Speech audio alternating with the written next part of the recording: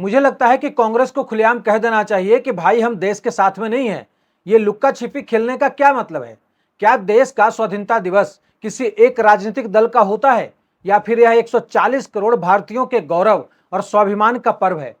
15 अगस्त के उस पावन दिन जब लाल किले की प्राचीर से तिरंगा लहराया जा रहा था, तब पूरे देश की नजरें राष्ट्रीय एकता की उस भव्य तस्वीर पर टिकी थी। लेकिन उस ऐतिहासिक क्षण में देश के मुख्य विपक्षी दल के शीर्ष नेतृत्व का लाल किले से नदारद रहना केवल एक संयोग नहीं था, बल्कि यह भारतीय राजनीति के उस कड़वे सच को उजागर करता है जहां देश के सम्मान से ऊपर अपनी व्यक्तिगत कुर्सी, अहंकार और राजनीतिक पद को रखा गया। कांग्रेस सूत्रों के हवाले से यह बात निकलकर सामने आई कि नेता प्रतिपक्ष राहुल गांधी और पार्टी अध्यक्ष मल्लिकार्जुन खड़गे इसलिए लाल किले के राष्ट्रीय समारोह में शामिल नहीं हुए क्योंकि उन्हें पहली पंक्ति की जगह दूसरी या फिर तीसरी पंक्ति में बैठने की जगह दी गई थी। अब जरा ठंडे दिमाग से सोचिए, क्या लाल किले का प्राचीर और वहां आयोजित राष्ट्रीय समारोह केवल किसी नेता की सीट और प्रोटोकॉल नापने का अखाड़ा है क्या? क्या 140 करोड़ भारतीयों के राष्ट्रीय पर्व में शामिल होना इस बात पर निर्भर करेगा कि आपको कुर्सी आगे मिलेगी या फिर पीछे? अगर हम भारतीय राजनीति के इतिहास को देखें तो जब केंद्र में यूपीए की सरकार थी, तब भी भाजपा के बड़े और दिग्गज नेताओं जैसे कि सुषमा स्वराज और अरुण जेटली को भी लाल किले के कार्यक्रम में दूसरी या फिर तीसरी पंक्ति में ही जगह दी जाती थी। लेकिन क्या सुषमा स्वराज जी या फिर अरुण जेटली जी ने कभी राष्ट्रीय पर्व का बहिष्कार किया? बिल्कुल नहीं। वे हमेशा उस समारोह में उपस्थित रहे क्योंकि वे जानते थे कि सत्ता में कोई भी बैठा हो, लाल किले पर लहराता तिरंगा किसी दल का नहीं बल्कि पूरे भारत का है, पूरे देश का है। लेकिन आज की कांग्रेस ने यह साबित कर दिया कि उनके लिए राष्ट्र गौरव से बड़ा उनका व्यक्तिगत अहंकार और कुर्सी का मोह है। बात सिर्फ लाल किले पर न जाने तक सीमित नहीं रहती, बल्कि इसके तुरंत बाद कांग्रेस मुख्यालय में जो हुआ उसने पूरे देश को स्तब्ध कर दिया। 15 अगस्त के दिन कांग्रेस मुख्यालय में ध्वजारोहण के बाद जब राष्ट्रीय गीत वंदे मातरम का गायन शुरू हुआ तो सब कुछ सामान्य चल रहा था। लेकिन जैसे ही वंदे मातरम का पहला और दूसरा अंतरा खत्म होकर तीसरा अंतरा शुरू हुआ, मंच पर मौजूद राहुल गांधी और सोनिया गांधी अचानक असहज नजर आने लगे। कैमरे में साफ दिखाई दे रहा था कि सोनिया गांधी ने अपने हाथ से गा रहे लोगों को तुरंत रुकने जैसा का इशारा कुछ ऐसा किया, लेकिन लग रहा था कि बिल्कुल असहज हैं वो लोग। जब यह वीडियो सोशल मीडिया पर वायरल हुआ और भारतीय जनता पार्टी ने इसे राष्ट्रीय गीत वंदे मातरम का सीधा अपमान करार दिया, तो कांग्रेस की तरफ से बेहद हास्यास्पद सफाइयां सामने आई।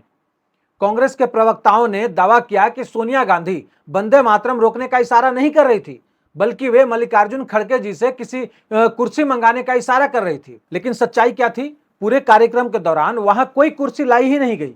गलती मानकर देश से माफी मांगने के बजाय इस तरह के बचकाने बहाने बनाकर मामला ढकने की कोशिश की गई, जिसके चलते कांग्रेस राजनीति के मैदान में एक बार फिर हिट विकेट हो गई। आखिर ऐसा क्या होता है कि कांग्रेस को पूरे वंदे मातरम के गायन से इतनी परहेज होती है? राजनीतिक विशेषज्ञों का मानना है कि केवल एक खास वोट बैंक को खुश करने और अपनी मुस्लिम तुष्टीकरण की पुरानी राजनीति को साधे रखने के लिए कांग्रेस अक्सर पूरे वंदे मातरम के गायन से बचती नजर आती है। और उस दिन जब अनजाने में पूरा वंदे मातरम बजने लगा तो हड़बड़ाहट में राष्ट्रगीत को ही रोक दिया गया। गलती किसी से भी हो सकती है, लेकिन लोकतंत्र में बड़प्पन अपनी गलती स्वीकार करने में होता है। इसका एक उदाहरण राजस्थान में देखने को मिला, जहां भाजपा प्रदेश अध्यक्ष मदन राठौड़ ने एक कार्यक्रम में जब गलती से राष्ट्रगीत की गलत धुन बज गई तो उन्होंने तुरंत अपनी गलती स्वीकार की और मंच से सार्वजनिक रूप से देशवासियों से माफी मांगी। लेकिन दूसरी तरफ कांग्रेस अपने इसी अक्षम्य भूल पर पर्दा डालने के लिए अजीबोगरीब तर्क गढ़ रही है। इस राजनीतिक घमासान के बीच जब प्रधानमंत्री नरेंद्र मोदी ने लाल किले से अपने भाषण में देश की प्रगति में बाधा डालने वाली ताकतों को रेखांकित करते हुए दिमागी नक्सली शब्द का इस्तेमाल किया, तो कांग्रेस के वरिष्ठ नेता जयराम रमेश आपा खो बैठे। उन्होंने खुलेआम प्रधानमंत्री को मास्टर अब्यूजर तक कह डाला। अब तनिक विचार कीजिए, जिस पार्टी के अपने नेता हर रोज मंचों से देश के चुने हुए प्रधानमंत्री के खिलाफ अशिष्ट, अमर्यादित और अश्लील भाषा का प्रयोग करते हैं, वे आज दूसरों पर भाषा की मर्यादा का ज्ञान बांट रहे हैं। जयराम रमेश जैसे नेताओं का पूरा राजनीतिक करियर अगर आप देखें तो उन्होंने आज तक अपनी जिंदगी में कोई एक पंचायत चुनाव या फिर विधानसभा, लोकसभा का चुनाव नहीं लड़ा। वे हमेशा राज्यसभा के पिछले दरवाजे से संसद में पहुंचते रहे हैं। जमीनी राजनीति, जनता की नब्ज और जमीनी धरातल से पूरी तरह से कटे हुए ही ऐसे लोग जो ड्राइंग रूम एडवाइजर कहे जाते हैं, जब राहुल गांधी को सलाह देते हैं तो यही वजह बनती है कि राहुल गांधी और उनकी पूरी पार्टी बार बार जनसभाओं के विपरीत जाकर ऐसी ऐतिहासिक गलतियां और अमर्यादित भाषा का इस्तेमाल करती है। दूसरी ओर लाल किले की प्राचीर से प्रधानमंत्री मोदी ने 12 साल का अपना पूरा लेखा जोखा देश के सामने रखा और यह पूरी तरह से साफ कर दिया कि उनकी सरकार अब रक्षात्मक नहीं बल्कि पूरी तरह से आक्रामक यानी कि फ्रंट फुट पर रहकर राजनीति और नीतिगत फैसले करेगी।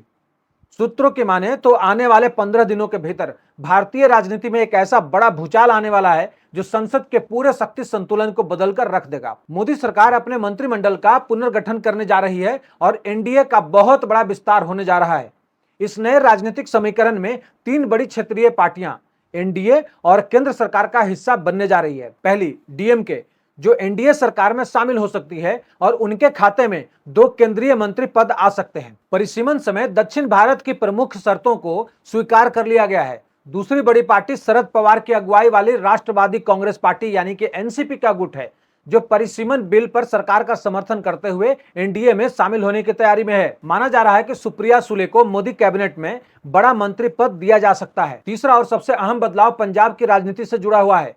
शिरोमणि अकाली दल के प्रमुख सुखबीर सिंह बादल और प्रधानमंत्री मोदी की उच्च स्तरीय मुलाकात के बाद अकालियों का मोदी सरकार को संसद में पूर्ण समर्थन तय हो चुका है। पंजाब के आगामी चुनाव के लिए 117 सीटों पर 50-50% यानी कि शहरी और ग्रामीण क्षेत्रों के फॉर्मूलों पर विचार चल रहा है। इस गठबंधन का मुख्य उद्देश्य भारत के इसी सीमावर्ती राज्य में राष्ट्रीय सुरक्षा को मजबूत करना है। इन तीनों मजबूत राजनीतिक दलों के एनडीए में शामिल होते ही संसद के दोनों सदनों में मोदी सरकार के पास स्पष्ट रूप से 2/3 का भारी बहुमत हो जाएगा।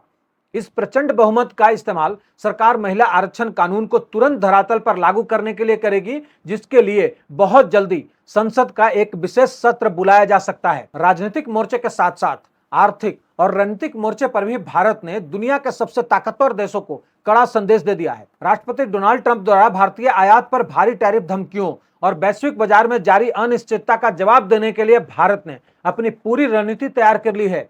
मध्य पूर्व में गहराते खाड़ी संकट के बीच भारत ने संयुक्त अरब अमीरात यानी कि यूएई के साथ एक बेहद अहम और रणनीतिक समझौता किया है। इसके तहत भारत में पेट्रोल और डीजल की निर्बाध आपूर्ति सुरक्षित करने के लिए यूएई भारत की धरती पर क्रूड ऑयल यानी कि कच्चे तेल का एक विशाल कमर्शियल स्टोरेज बनाएगा। इस स्टोरेज में भारत का अपना आपातकालीन रिजर्व तो सुरक्षित रहेगा ही, साथ ही यूएई इसी भारतीय स्टोरेज पॉइंट से पूरी दुनिया को कच्चा तेल बेचेगा। इससे भारत को किसी भी वैश्विक युद्ध या संकट के दौरान तेल की किल्लत का सामना नहीं करना पड़ेगा। इसके साथ ही दुनिया के 7 प्रमुख बड़े देशों के साथ भारत बहुत जल्दी मुक्त व्यापार समझौते यानी कि फ्री ट्रेड एग्रीमेंट एफटीए पर हस्ताक्षर करने जा रहा है। यह कदम डोनाल्ड ट्रंप जैसी आर्थिक धमकियों को बेअसर कर देगा और भारतीय व्यापारियों के लिए दुनिया भर के दरवाजे खोल देगा। दोस्तों, एक तरफ जहां लाल किले पर राष्ट्रीय गौरव को दरकिनार कर कुर्सी और व्यक्तिगत पद की राजनीति देखी गई, वहीं दूसरी तरफ देश की सुरक्षा, अर्थव्यवस्था और वैश्विक साख को मजबूत करने के लिए बड़े बड़े फैसले लिए जा रहे हैं। अब तो कांग्रेस की हालत यह हो गई है कि अगर उन्हें खासकर राहुल गांधी को अगर पीएम की कुर्सी नहीं मिली तो कहीं से बनवा कर उनको दिया जाएगा कि भाई आप बैठो। इतनी हो गई है अंदर से चाह कि मैं कब प्रधानमंत्री बन जाऊं। लेकिन उनकी जो कार्यशैली है वो भारत के लोगों को भा नहीं रही है। स्वाधीनता दिवस के पावन अवसर पर राजनीति के इस निचले स्तर और कुर्सी के मोह पर आपकी राय क्या है, नीचे कमेंट सेक्शन में जरूर बताइए। क्या राष्ट्रीय पर्व पर दलगत राजनीति से ऊपर उठकर हर नेता को शामिल नहीं होना चाहिए था? वीडियो को लाइक शेयर सब्सक्राइब करना मत भूलिए। इस एपिसोड में इतना ही, अगले एपिसोड में मिलता हूं, तब तक के लिए जय हिंद।